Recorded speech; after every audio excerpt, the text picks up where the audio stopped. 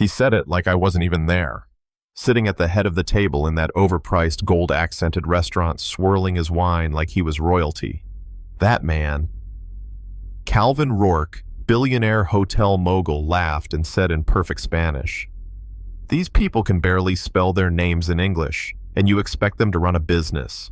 His voice echoed through the chandelier-lit dining room, bouncing off the walls like a slap. I was standing 2 feet away, setting down plates with hands that didn't even tremble. Because I'd heard worse. Because I'd prepared for this. See, he thought I didn't understand. Thought I was just another black waitress in a black uniform, another invisible face. But I understood every word, and not just because I spoke fluent Spanish. I'd spent the last 6 months documenting everything, the slurs, the wage theft, the hidden cameras in the break room, the time cards shaved minute by minute. But tonight was the crescendo. It started half a year ago when I walked into La Torreta, one of Rourke's flagship restaurants in downtown Chicago. I handed over a stripped-down resume, no mention of the UN, no mention of my PhD in linguistics from Georgetown. Just some modest cafe experience and a smile that said I needed the job. Derek, the manager, barely looked at my application. "Rourke likes diversity in the front of house," he muttered, as if the word itself made him uncomfortable.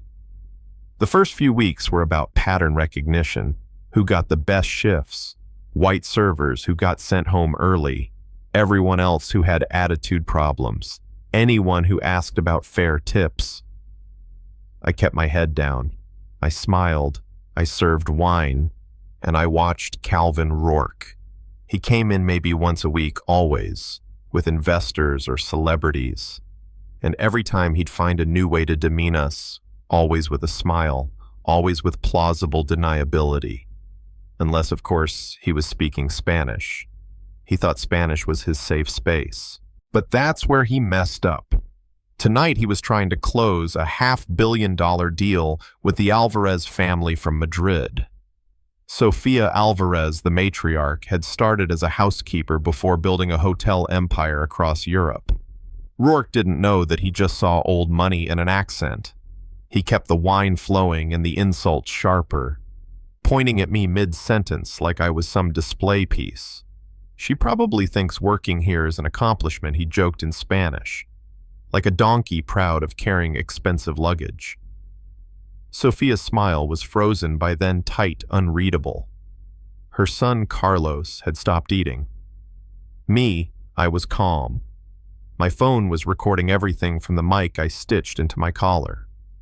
Then came the performance. He timed it perfectly, stood just as I passed behind him with the wine. The glass slipped. He made it slip. Red wine all over my shirt. "Oh no, how clumsy of you," he said in slow English like I was 5 years old. "But don't worry, these people clean up well." The others watched, half amused, half ashamed. And I knelt down like he expected, cleaning up the mess. A small shard of glass sliced my palm. I wrapped it in a napkin and kept moving. He didn't know I'd gotten the green light hours earlier, a federal warrant signed off raids ready to launch at his restaurants across 5 cities. But I wanted one more thing: witnesses. Powerful, undeniable ones. So when he chuckled and muttered in Spanish, "She probably thinks we're talking about the weather," I stood up. I didn't just stand. I straightened my back, turned to face him, and in perfect Castilian Spanish, I said, "Actually, Mr. Rourke, I've understood everything. From the moment you called me that one, to the moment you compared me to a donkey, and I think it's time we discuss your bill not for dinner, but for the years of theft and humiliation you've served." Silence. You could hear the ice in their glasses melt. He blinked. "You speak Spanish?" "Among others," I replied, then switched to Catalan. "Miss Alvarez, thank you for your patience. I know this has been difficult to witness."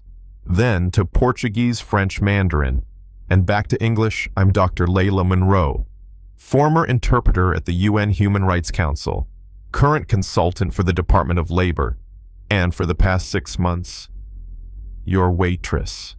He tried to laugh it off, called me a fraud, a plant, said it was entrapment. I pulled out my badge and a second phone. The recordings are legal, one-party consent state, and the feds are entering your offices as we speak. That's when the room changed.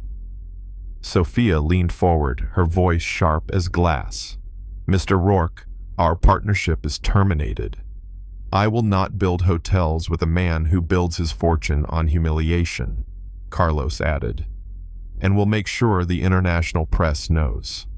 But the real moment was when my coworkers began walking in, one by one, dressed in black like always, but this time carrying folders, phones, printed schedules, screenshots.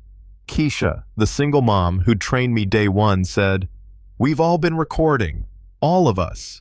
You taught us how to document it, Layla." Marcus, the dishwasher with a culinary degree, stepped forward. He told me I'd never be more than a busboy. Let's see how that sounds on the news. And just like that, the staff Rourke thought were voiceless turned into a wall of truth. By midnight, the story was national news. By morning, his liquor licenses were revoked. By the end of the week, his company's stock had dropped 70%. His empire had crumbled because he never saw the people holding it up. I didn't do it for revenge. I did it for Destiny, my sister who tried to end her life after being told her natural hair wasn't professional enough for Rourke's front of house. For Marcus. For Anna. For every worker he treated like furniture with hands. Now, that restaurant's called the Phoenix Table. Marcus is head chef. Anna runs front of house. And every employee has a profit share. As for me, I'm just getting started. Now let me ask you this. Have you ever been underestimated? Talked down to because of how you look, where you're from, or what job you hold? Drop a comment. Tell me what dignity means to you. And if you've ever served food, cleaned rooms, or worked a job where people acted like you were invisible, let them know. We see everything now.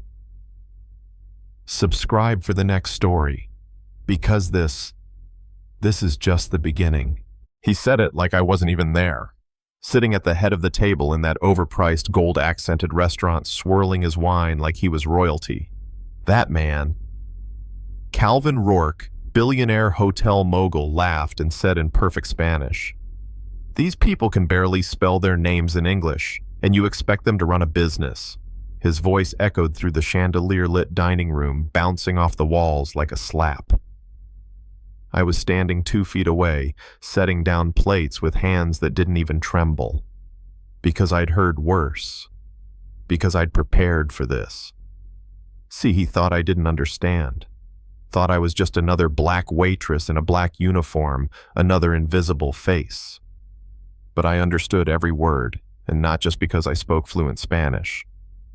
I'd spent the last 6 months documenting everything, the slurs, the wage theft, the